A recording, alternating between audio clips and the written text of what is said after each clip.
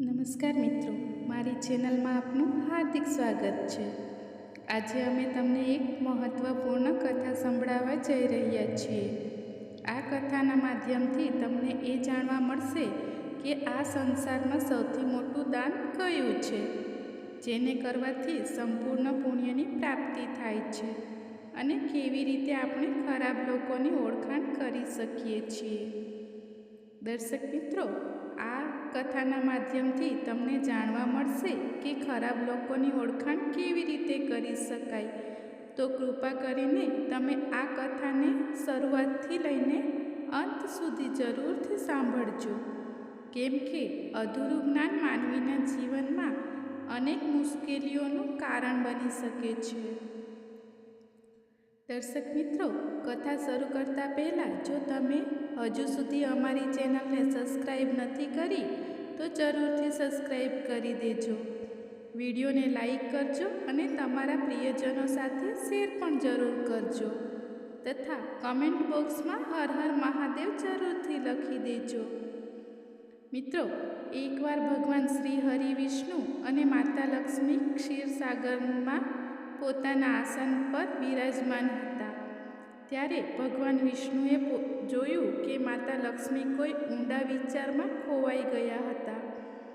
માતા લક્ષ્મીને ઊંડા વિચારોમાં જોઈને ભગવાન વિષ્ણુ હસીને કહેવા લાગ્યા, હે દેવી, એવું લાગી રહ્યું છે કે આજે તમે કોઈ ઊંડા વિચારોમાં ડૂબેલા છો. તમે નિસંકોચ થઈને તમારા પ્રશ્ન પૂછો. હું તમારા બધા જ પ્રશ્નોનું સમાધાન જરૂર કરીશ.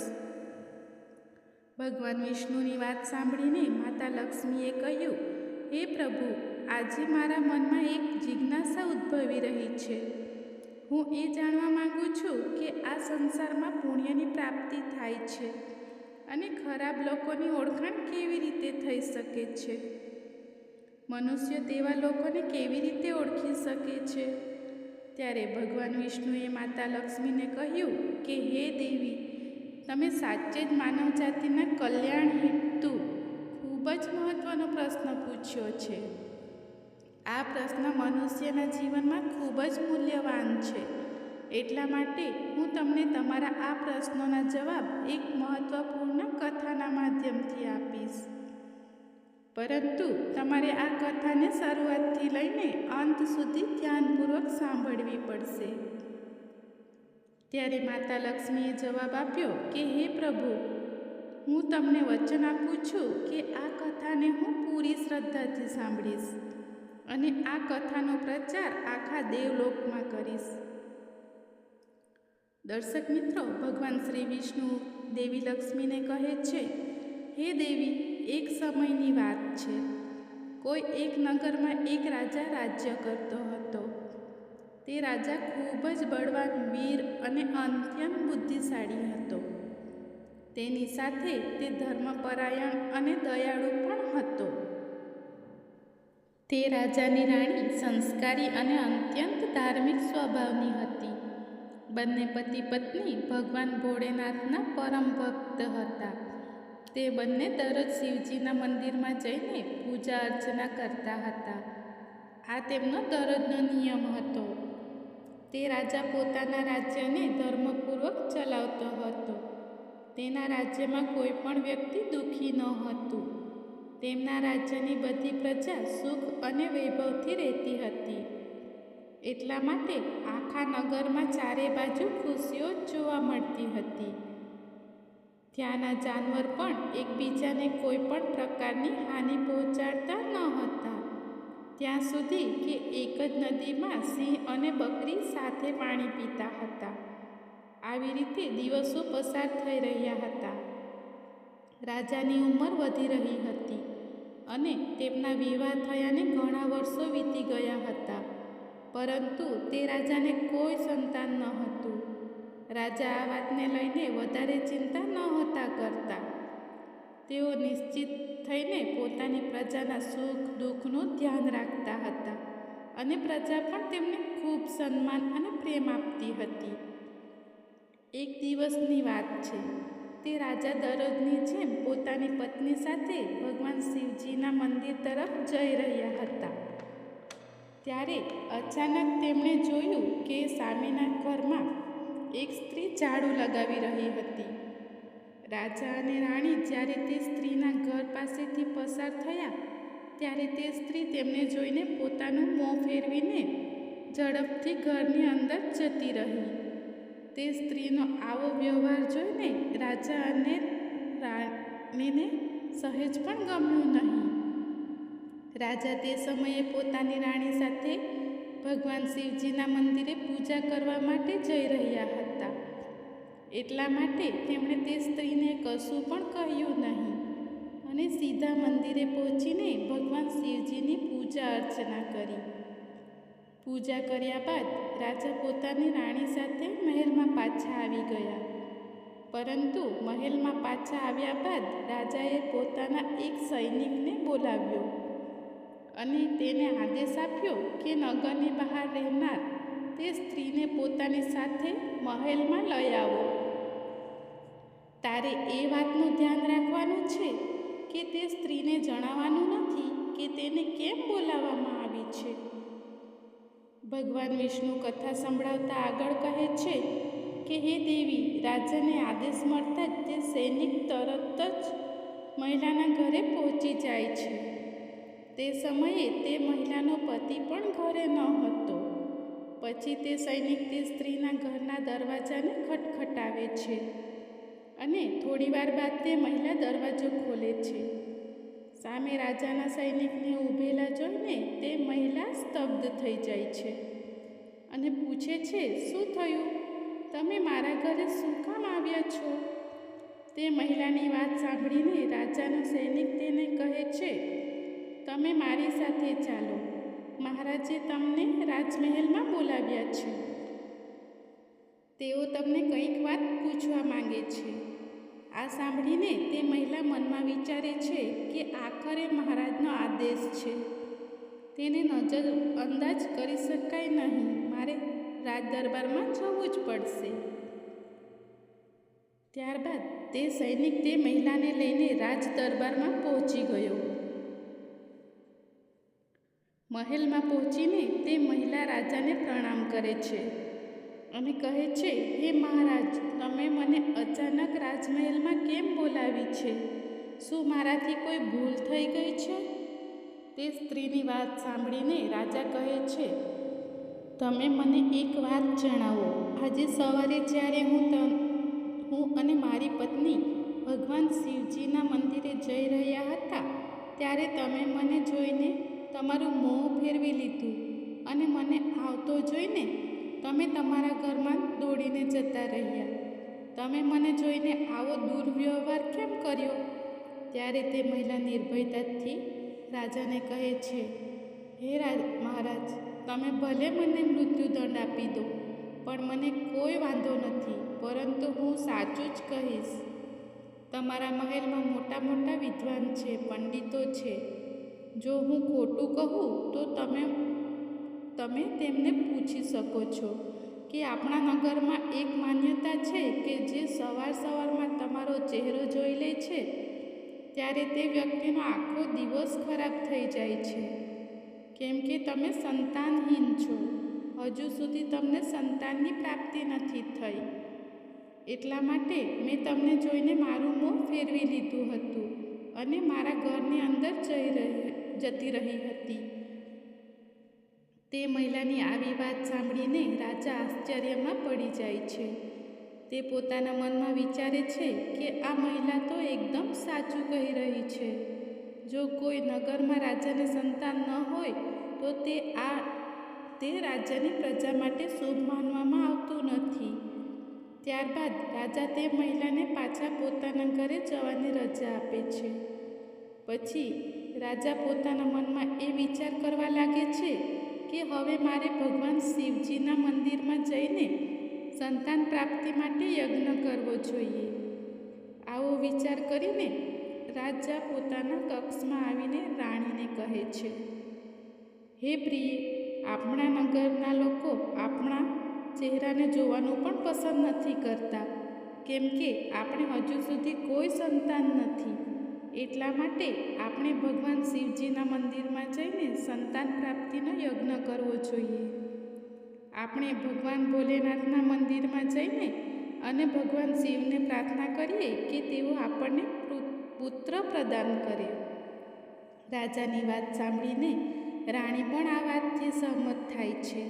પછી રાજા અને રાણી બંને ભગવાન શિવજીના મંદિરે પહોંચે છે અને ભગવાન શિવજીની પૂજા કરીને સંતાન પ્રાપ્તિ માટે યજ્ઞનું આયોજન કરે છે. ભગવાન વિષ્ણુ કથા સંભળાવતા આગળ કહે છે, દેવી, પુત્ર પ્રાપ્તિ માટે રાજા અને રાણીએ યજ્ઞનું આયોજન કર્યું, પરંતુ યજ્ઞ સંપન્ન થયા બાદ પણ તેમને સંતાનની પ્રાપ્તિ થઈ નહીં. યજ્ઞના નિષ્ફળ જવાથી રાજા ખૂબ જ નિરાશ થઈ ગયા. યજ્ઞનું આયોજન કરનાર પંડિત પણ વિચારમાં પડી ગયા. પંડિતજીએ મનમાં ને મનમાં વિચાર કર્યો કે અત્યાર સુધી મેં જેટલા પણ યજ્ઞ કર્યા છે તેમાંથી કોઈ પણ યજ્ઞ આજ સુધી નિષ્ફળ નથી ગયો. તેનો અર્થ એ છે કે કદાચ આ રાજાના ભાગ્યમાં જ ખોટ છે. એવું લાગી રહ્યું છે કે ભગવાને આ રાજાના ભાગ્યમાં સંતાનનો યોગ નથી લખ્યો. એટલા માટે સંતાન પ્રાપ્તિનો યજ્ઞ કર્યા બાદ પણ તેમને સંતાન પ્રાપ્તિ નથી થઈ. રાજા દરેક સંભવ પ્રયત્ન કરીને થાકી ગયો હતો અને હવે તેઓ ખૂબ જ નિરાશામાં ડૂબેલા રહેતા હતા.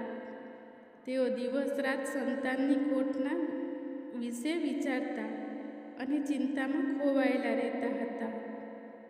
એક દિવસે સિંહાસન પર બેઠા બેઠા રાજાને અચાનક એક વાત યાદ આવે છે કે બીજા નગરના જંગલમાં એક મહાત્માજી નિવાસ કરે છે, જેમની ખ્યાતિ દૂર દૂર સુધી ફેલાયેલી છે. રાજાના મનમાં વિચાર આવે છે કે કદાચ એ મહાત્માજી પાસે મારા આ દુઃખનું કોઈ નિવારણ જરૂર હશે. જો હું તેમની પાસે જઈશ તો કદાચ તેઓ મને પુત્ર પ્રાપ્તિનો કોઈ ઉપાય પણ જણાવી શકશે. મારે તેમની પાસે જવું જોઈએ. પોતાના મનમાં આ નિર્ણય કરીને રાજા તરત જ પોતાની રાણી પાસે જાય છે અને તેમને કહે છે કે, હે પ્રિય, બીજા નગરના જંગલમાં એક મહાન તપસ્વી અને જ્ઞાની મહાત્માજી રહે છે. મને લાગે છે કે આપણે તેમની પાસે જવું જોઈએ. બની શકે કે તેઓ આપણને પુત્ર પ્રાપ્તિનો કોઈ માર્ગ બતાવી દે. પછી રાણી પણ રાજાની આ વાતથી સહમત થઈ જાય છે. રાણીએ કહ્યું, હે સ્વામી, તમારી વાત એકદમ સાચી છે. આપણે મહાત્માજીને જરૂર મળવું જોઈએ. રાણીની સહમતિ લઈને રાજા અને રાણીએ બંને એક રથમાં બેસીને મહાત્માજીના દર્શન માટે બીજા નગરના જંગલમાં જવા પ્રસ્થાન કર્યું. થોડા સમય બાદ તે બંને વનમાં પહોંચી ગયા. રથમાંથી ઉતરીને રાજા અને રાણી બંને જંગલની અંદર જવા લાગ્યા. ઊંચા નીચા રસ્તાઓ પરથી પસાર થઈને તેઓ મહાત્માજીના આશ્રમ તરફ આગળ વધવા લાગ્યા. દર્શક મિત્રો, ભગવાન વિષ્ણુ કથા સંભળાવતા આગળ કહે છે કે, હે દેવી, પછી રાજા અને રાણી મહાત્માની કુટીર તરફ પહોંચી જાય છે. ત્યાં જઈને તેઓ જુએ છે કે મહાત્માજી એક વિશાળ વૃક્ષના નીચે ધ્યાનમગ્ન થઈને સાધનામાં લીન હોય છે. આ દ્રશ્ય જોઈને રાજા અને રાણી થોડીવાર સુધી શાંત ઊભા રહે છે, જેથી મહાત્માજીના સાધનામાં કોઈ વિઘ્ન આવે નહીં. બંને હાથ જોડીને વિનમ્રતાપૂર્વક મહાત્માજીની સામે ઊભા રહે છે. થોડા સમય બાદ મહાત્માજી પોતાની સાધનામાંથી બહાર આવે છે અને પોતાની આંખો ખોલે છે. ત્યારે તે જુએ છે કે રાજા અને રાણી બંને પોતાની સામે હાથ જોડીને ઊભા હોય છે. મહાત્માજી તે રાજાને સારી રીતે જાણતા હતા. એટલા માટે તેઓ રાજાને જોઈને ઓળખી જાય છે અને રાજાને મુસ્કુરાઈને કહે છે કે, રાજન, અત્યારે તમે મારી પાસે કયા કારણથી આવ્યા છો? ત્યારે રાજાએ વિનમ્રતાથી મહાત્માજીને પ્રણામ કર્યા અને પોતાનું દુઃખ મહાત્માજીને કહી સંભળાવ્યું. તેમણે જણાવ્યું કે કેવી રીતે તેમણે પુત્ર પ્રાપ્તિ માટે યજ્ઞ કર્યો હતો, પરંતુ બધા જ પ્રયત્નો વ્યર્થ ગયા. આ બધું સાંભળ્યા બાદ મહાત્માજી થોડી ક્ષણો માટે મૌન થઈ ગયા અને પોતાની આંખો બંધ કરી લીધી. તેઓ ધ્યાનમગ્ન થઈને રાજાના જીવનમાં બનેલી ઘટનાઓનું આંતરિક દ્રષ્ટિથી અવલોકન કરવા લાગ્યા. થોડા સમય બાદ મહાત્માજીએ પોતાની આંખો ખોલી અને ગંભીર સ્વરમાં કહેવા લાગ્યા, રાજન, મેં તમારા જીવનનું એક એવું સત્ય જોયું છે જેને સાંભળીને તમને દુઃખ થઈ શકે છે. તમારા પાછલા જન્મમાં કરવામાં આવેલા એક પાપનું ફળ આ જન્મમાં તમને ભોગવવું પડી રહ્યું છે. તમે પાછલા જન્મમાં એક એવું પાપ કર્યું હતું જેના પરિણામ સ્વરૂપે આ જન્મમાં તમારા ભાગ્યમાં સંતાન પ્રાપ્તિનો યોગ નથી. એટલા માટે જ તમારા બધા પ્રયત્નો નિષ્ફળ જઈ રહ્યા છે. ભગવાન વિષ્ણુ કથા સંભળાવતા આગળ કહે છે, હે દેવી, મહાત્માજીની વાત સાંભળીને રાજા તેમના ચરણોમાં પડી ગયા અને વિનંતી કરતા કહેવા લાગ્યા, હે મહાત્માજી, કૃપા કરીને તમે આવું ન કરશો. તમે જ અમારા દુઃખ દૂર કરવાનો કોઈ ઉપાય જણાવો. રાજાની આ વ્યાકુળતા જોઈને મહાત્માજીએ તેને સહારો આપીને પોતાના ચરણોમાંથી ઊભા કર્યો અને કહેવા લાગ્યા, હે રાજન, આટલી અધીરાઈ તમને બિલકુલ શોભતી નથી. હું હમણાં જ તમને તમારા દુઃખને દૂર કરવાનો ઉપાય જણાવું છું, જેને કર્યા બાદ તમને જરૂર પુત્રની પ્રાપ્તિ થશે. આટલું કહીને તે મહાત્માજી પોતાની કુટીરની અંદર જાય છે અને થોડીવાર પછી પોતાના હાથમાં એક વાટકીમાં ખીર લઈને બહાર આવે છે. તેમણે તે ખીર રાજાને આપતા કહ્યું, હે રાજન, તમારા મહેલમાં પહોંચ્યા બાદ તમે અને રાણીમાં બંને સ્નાનાદિક ક્રિયા કર્યા બાદ આ ખીરને પ્રસાદના રૂપમાં ગ્રહણ કરજો. આવું કરવાથી નક્કી જ તમને પુત્રની પ્રાપ્તિ થશે. પરંતુ હે રાજન, તમે મારી એક વાત જરૂર યાદ રાખજો. આ પુત્રનું આયુષ્ય ફક્ત 20 વર્ષનું જ હશે. જે દિવસે તમારા પુત્રની ઉંમર 20 વર્ષની થશે તે દિવસે જ તેનું મૃત્યુ થઈ જશે. મહાત્માજીની આ વાત સાંભળીને રાજા ઊંડા વિચારમાં ડૂબી ગયા. તે પોતાના મનમાં વિચારવા લાગ્યા, ભલે 20 વર્ષ માટે, પણ આ સંતાનહીનતાનો કલંક તો દૂર થઈ જશે. અમને સંતાનનું સુખ તો મળશે. રાજાએ મનમાં ને મનમાં વાતને સ્વીકાર કરી લીધી અને મહાત્માજીને પ્રાર્થના કરી કે હે મહાત્માજી, તમારા આશીર્વાદ અને માર્ગદર્શન સ્વીકાર છે. કૃપા કરીને તમે અમને આ અવસર આપો. મહાત્માજીએ હસીને રાજાને આશીર્વાદ આપ્યા. રાજા અને રાણીએ મહાત્માજીને પ્રણામ કર્યા, તેમના ચરણ સ્પર્શ કર્યા અને વિનમ્રતાપૂર્વક આભાર વ્યક્ત કર્યો. ત્યારબાદ રાજા અને રાણી પોતાના રથમાં બેસીને મહેલ તરફ જવા લાગ્યા. મહેલ પહોંચીને રાજા અને રાણીએ સ્નાનાદિક ક્રિયા કર્યા બાદ ભગવાન ભોલેનાથજીનો પ્રસાદ માનીને શ્રદ્ધાપૂર્વક તે ખીરને ગ્રહણ કરી. તેના થોડા દિવસો બાદ રાણી ગર્ભવતી થાય છે, જેનાથી રાણી ખૂબ જ પ્રસન્ન થાય છે. જ્યારે રાજાએ આ શુભ સમાચાર સાંભળ્યા ત્યારે તેઓ પણ ખુશીથી ઝૂમી ઉઠ્યા. સંતાન પ્રાપ્તિના સુખદ સમાચાર સાંભળ્યા બાદ રાજાએ મહાત્માજી પ્રત્યે પોતાની કૃતજ્ઞતા પ્રગટ કરવાનો નિર્ણય કર્યો. રાજા પોતાના રથમાં ઘણા બધા ફળ, ફૂલ, વસ્ત્ર અને અન્ય ભેટ સામગ્રી લઈને જંગલમાં મહાત્માજીની કુટીર તરફ જવા લાગ્યા. કુટીરને નજીક પહોંચીને રાજાએ પોતાના રથને ઊભો કરી દીધો અને વિનમ્રપૂર્વક નીચે ઉતરીને મહાત્માજી પાસે પહોંચી ગયા. મહાત્માજી ધ્યાનમગ્ન બેઠા હતા. રાજાએ તેમની પાસે જઈને બધા જ વસ્ત્ર, ફળ, ફૂલ એમને સમર્પિત કર્યા અને આદરપૂર્વક તેમને પ્રણામ કરતાં કહ્યું કે મહાત્માજી, તમારી જ કૃપાથી અમને સંતાન પ્રાપ્તિનું સુખ પ્રાપ્ત થવા જઈ રહ્યું છે. એટલા માટે તમે મારી આ તુચ્છ ભેટ સ્વીકાર કરો. મહાત્માજી રાજાની વિનમ્રતા અને કૃતજ્ઞતાથી ખૂબ જ પ્રસન્ન થયા. તેમણે રાજાની ભેટને સ્વીકાર કરીને તેમને આશીર્વાદ આપ્યા અને કહ્યું કે હે રાજન, તમારી ભક્તિ અને સંકલ્પે તમારા જીવનને ફળદાયી કર્યું છે. તમારા હૃદયમાં જે પ્રેમ અને શ્રદ્ધા છે તે અનમોલ છે. જાઓ, તમારી સંતાન ગુણવાન અને ધર્મનિષ્ઠ થશે. ત્યારબાદ રાજાએ મહાત્માજીના આશીર્વાદ પ્રાપ્ત કરીને વિદાય લીધી અને પોતાના રથમાં બેસીને મહેલ તરફ પ્રસ્થાન કર્યું. મહેલમાં પાછા આવીને રાજા ખૂબ જ ખુશી મનાવે છે. ભગવાન વિષ્ણુ કથા સંભળાવતા આગળ કહે છે, હે દેવી, આવી રીતે દિવસો પસાર થઈ રહ્યા હતા. આખરે એ શુભ દિવસ આવી ગયો જ્યારે રાજાને ત્યાં એક પુત્રનો જન્મ થયો. પુત્રના જન્મથી જાણે મહેલમાં ખુશીઓની નદી વહેવા લાગી.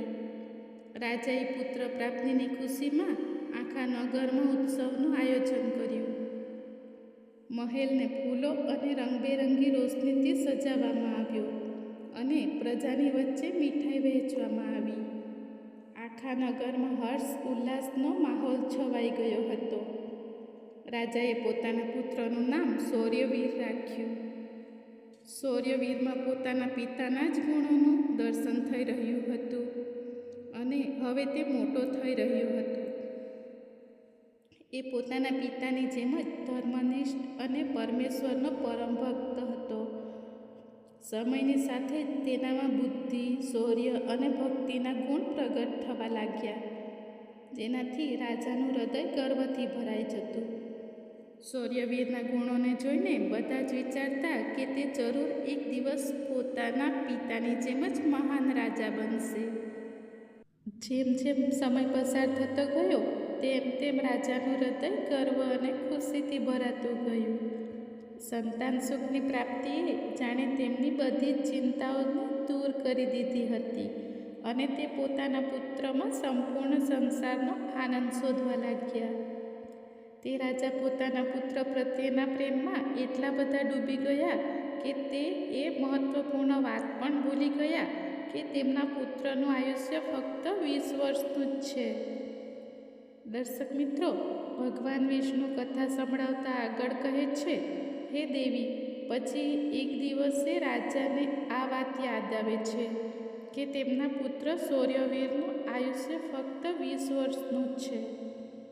એટલા માટે જ્યારે રાજાના પુત્ર શૌર્યવીરની ઉંમર 15 વર્ષની થાય છે ત્યારે તે રાજા દિવસ રાત પોતાના પુત્રના ભવિષ્યને લઈને વ્યાકુળ રહેવા લાગ્યા.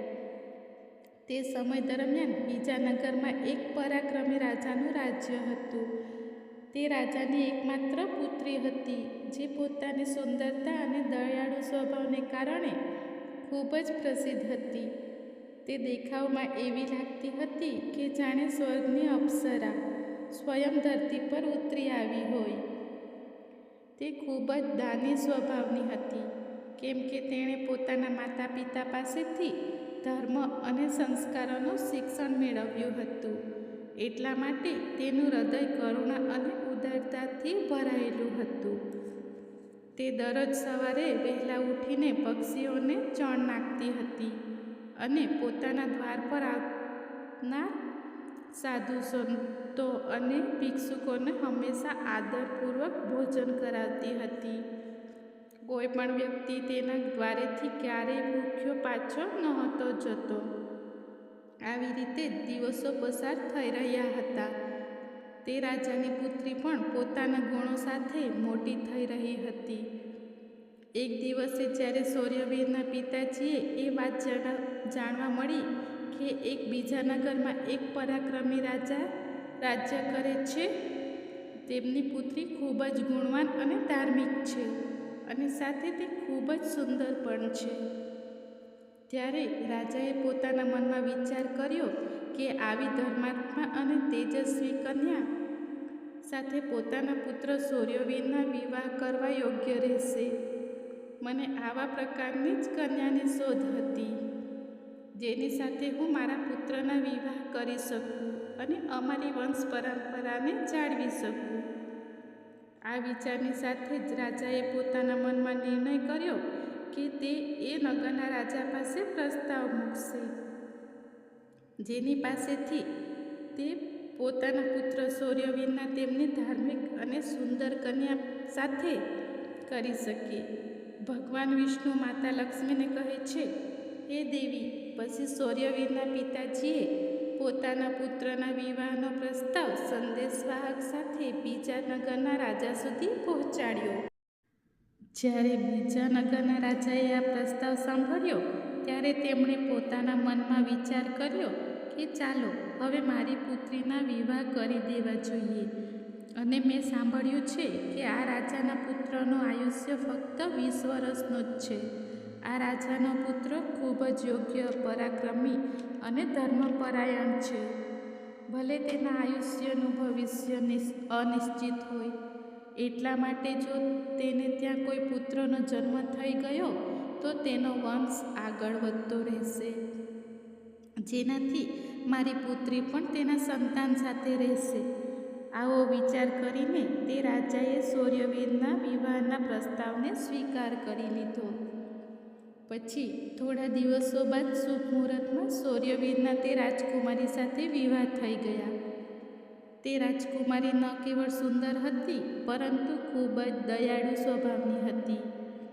તેણે પોતાના બાળપણથી જ એ નિયમ રાખ્યો હતો કે જ્યાં સુધી તે કોઈ ભૂખ્યા અને અસહાય વ્યક્તિ કે પ્રાણીને ભોજન ન કરાવે ત્યાં સુધી તે સ્વયં ભોજન ગ્રહણ નહોતી કરતી.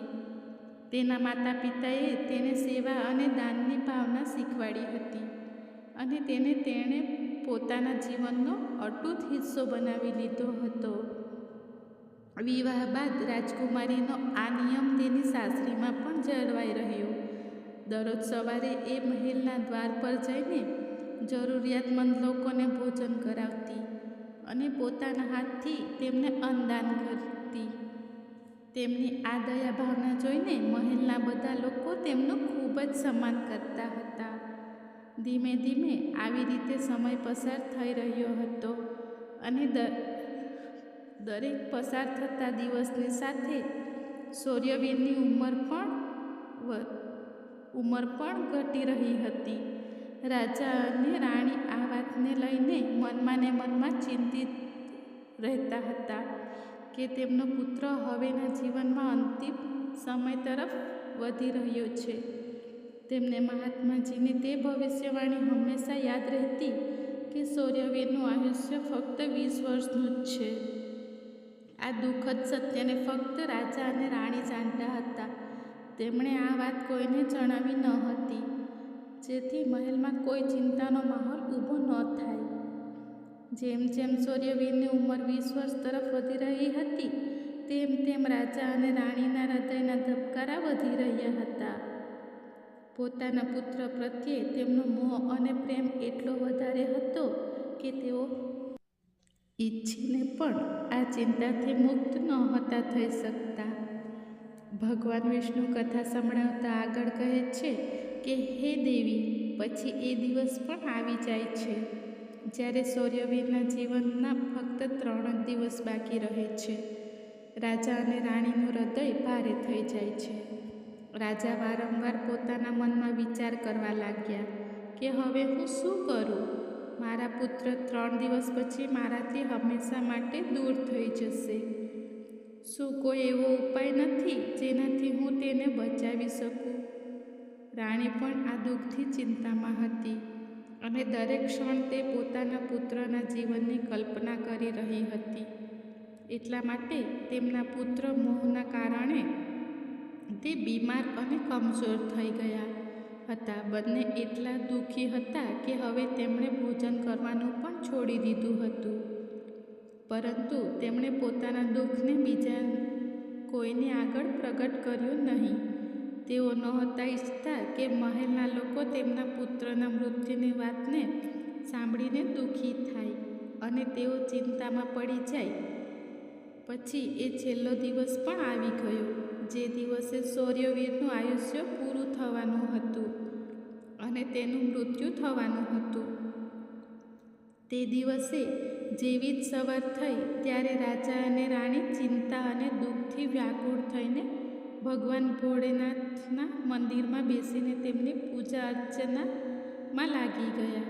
તેઓ બંને ભગવાન ભોલેનાથને પ્રાર્થના કરતા કહેવા લાગ્યા, હે પ્રભુ, તમે કૃપા કરીને અમને પુત્રના મૃત્યુ થવાના દુઃખને સહન કરવાની શક્તિ આપો. અમે જાણીએ છીએ કે ભાગ્યમાં જે કાંઈ લખ્યું હોય છે તેને કોઈ બદલી શકતું નથી. તે થઈને જ રહે છે, પરંતુ અમારા માટે આ સમય ખૂબ જ મુશ્કેલ છે. બીજી બાજુ રાજકુમાર શૌર્યવીરની પત્ની તેના દરરોજની ધર્મ કાર્યમાં લાગેલી હતી. દરરોજની જેમ તે ભૂખ્યા ગરીબ અને જરૂરિયાતમંદ લોકોને ભોજન કરાવી રહી હતી, પક્ષીઓને ચણ નાખી રહી હતી અને જરૂરિયાતમંદ લોકોની મદદ કરવામાં લાગી હતી. તેને પોતાના પતિના આયુષ્યના વિષયમાં કોઈ પણ ખબર ન હતી, એટલા માટે તે નિશ્ચિંત થઈને પોતાના કાર્યોમાં મગ્ન હતી. આ સમય દરમિયાન યમલોકમાં ધર્મરાજે જોયું કે આજે રાજકુમાર શૌર્યવીરના મૃત્યુનો દિવસ છે. ત્યારે તેમણે તરત જ તેમના 2 દૂતોને બોલાવ્યા અને તેમને આદેશ આપ્યો કે જાઓ અને થોડા સમય બાદ રાજકુમાર શૌર્યવીરના પ્રાણ તેમના શરીરથી કાઢીને યમલોકમાં લઈ આવો. પરંતુ ધ્યાન રાખજો કે તેનું મૃત્યુ એક વિશેષ કારણથી થવાનું છે. તેનું મૃત્યુ એક સાંઢ દ્વારા પાછળથી ઠોકર મારવાથી થશે. જ્યારે તે સાંઢ રાજકુમાર શૌર્યવીરને પાછળથી ઠોકર મારશે ત્યારે તેના પ્રાણ આપણી પાસે આવી શકશે. એટલા માટે તમે બંને એક સાંઢ પાસે જઈને તેને રાજકુમાર શૌર્યવીરના મૃત્યુ માટે પ્રેરિત કરો. ધર્મરાજના આદેશ અનુસાર તે બંને દૂત ધરતી પર જવા માટે તત્પર થયા. ભગવાન વિષ્ણુ માતા લક્ષ્મીને કહે છે કે હે દેવી, તે બંને યમદૂત રાજકુમાર શૌર્યવીરના પ્રાણ લેવા માટે આકાશ માર્ગથી પૃથ્વીલોક પહોંચી જાય છે. બીજી બાજુ ધર્મરાજની માયાના પ્રભાવથી એક સાંઢે પોતાના મનમાં વિચાર્યું કે આજે મારે રાજમહેલના સુંદર બગીચામાં પ્રવેશ કરવો જોઈએ અને ત્યાં ફરવું જોઈએ.